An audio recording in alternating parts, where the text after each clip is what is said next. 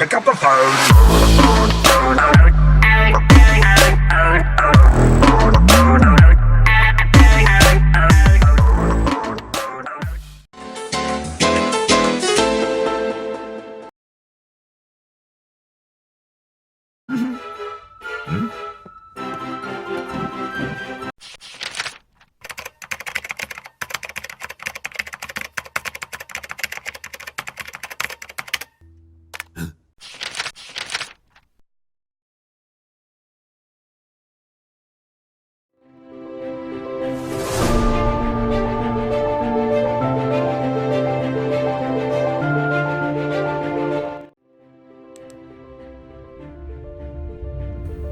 In the branch of linguistics known as pragmatics, a presupposition is an implicit assumption about the world or background relating to an utterance whose truth is taken for granted in discourse.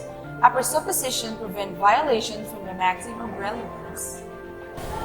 Presuppositions must be mutually known or assumed by the speaker and addressee for the utterance to be considered appropriate in the context. But in the case of an addressee assuming that the proposition is true, even in the absence of explicit information that it is usually called presupposition accommodation.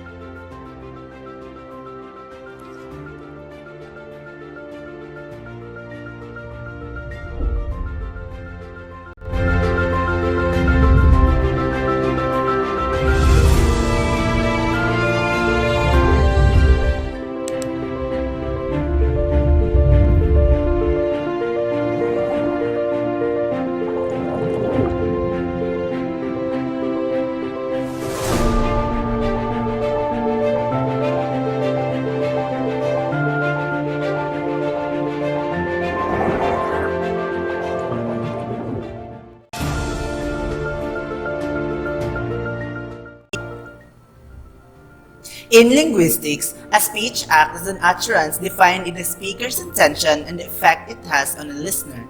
Speech acts might be requests, warnings, apologies, greetings, or any numbers of declarations.